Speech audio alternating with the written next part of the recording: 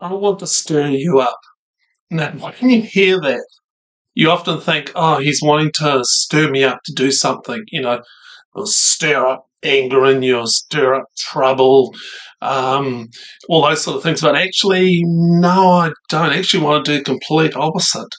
I want to stir you up to love and good works. Look, so often I talk to people, I listen to them, and you feel like there's something within them that just needs a little bit of encouragement, a little bit of stirring up, and come on, you can do those things. You can get those things going.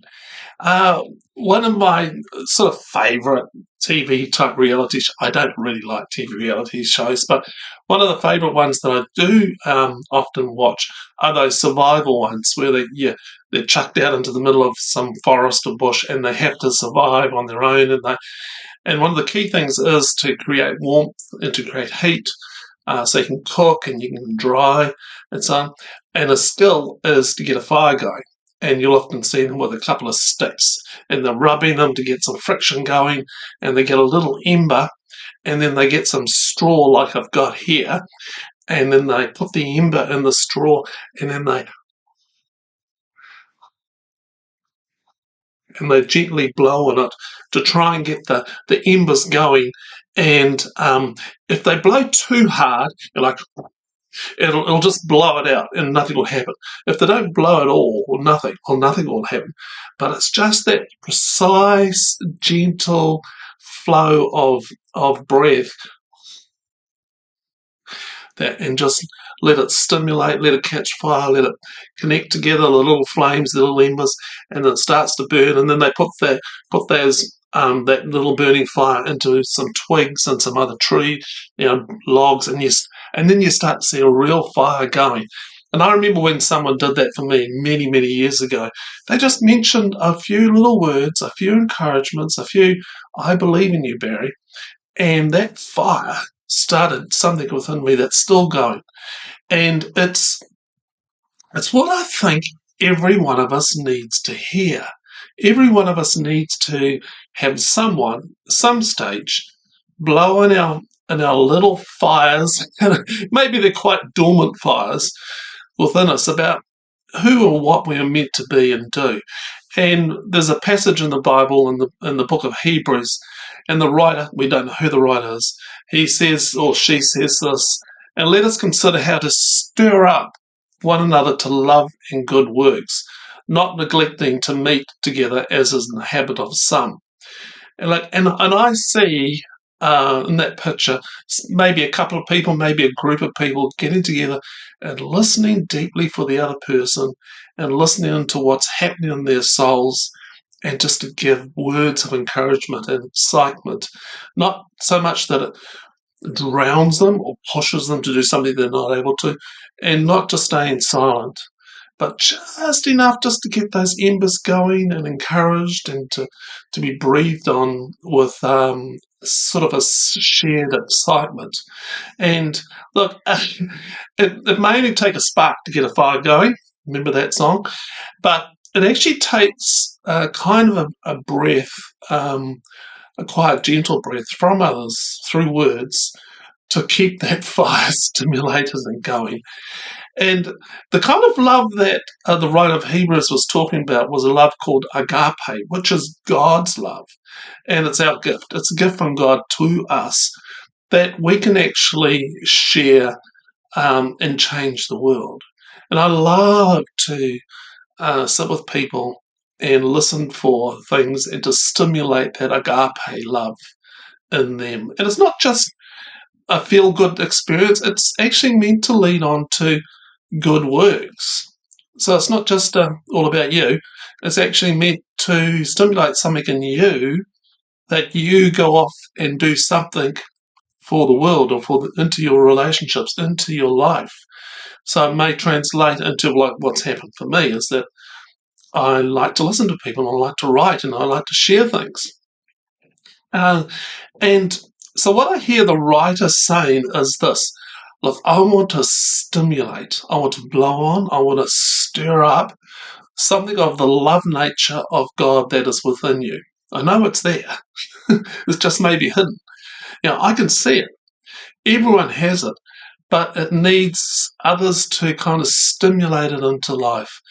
And then he says, then that life, that flame will flow on to being a life that radiates out to others something of the agape love nature of God.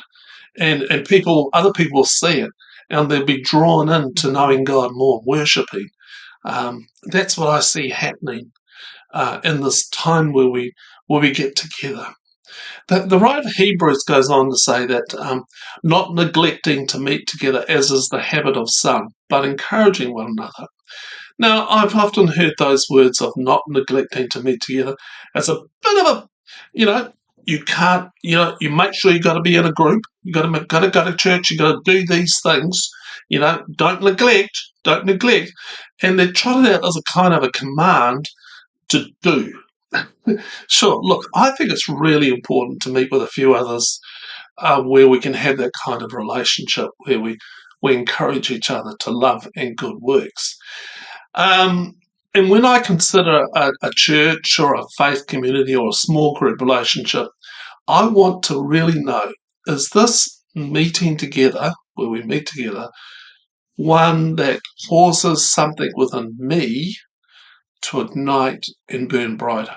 Or is it a place where I can see something in someone else and stir it up a little bit? That's really I think, number one qualification, I think, for really good church life. Is this a place where we stir up and stimulate each other's little flames? And those little flames, it takes time. If you notice any of those, burning the fires, they can't rush it. They've got to work with what's there. And I think most conversations are about 5 seconds or maybe 10 seconds away from greatness. I'll say that again. Most conversations that we have are around about 5 to 10 seconds away from greatness. And what I'm saying is that it takes, 5 to 10 seconds, you stop from talking, responding back to the other person. 5 to 10 seconds.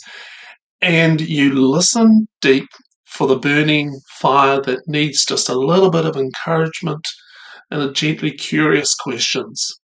And I like to watch, and I like to listen deep for that little ember that's there, that I can blow on it with a few gentle, kind words. We might write a note. We might write something of an encouragement to that person. We touch something really deep within them with gentle, curious questions that stir up the embers.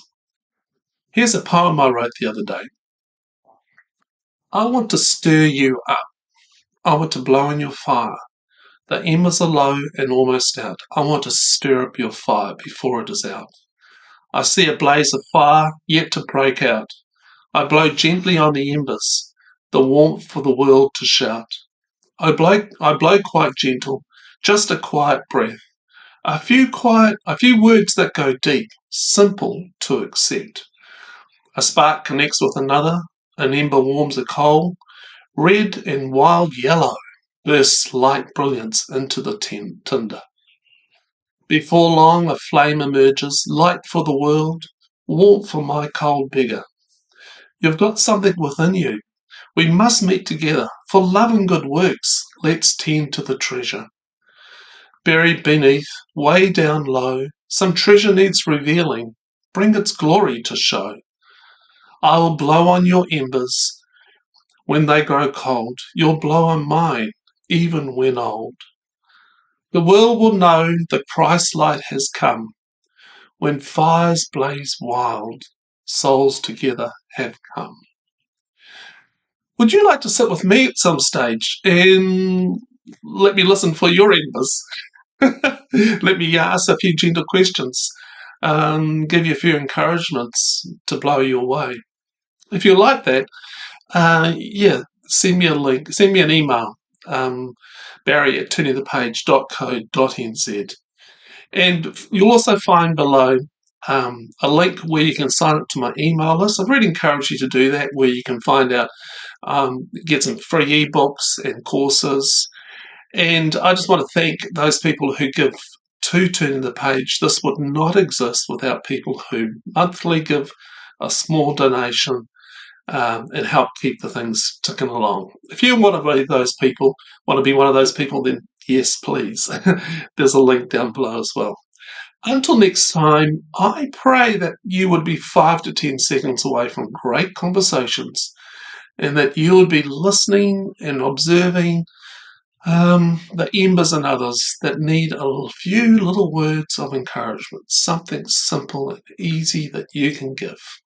Okay, bye.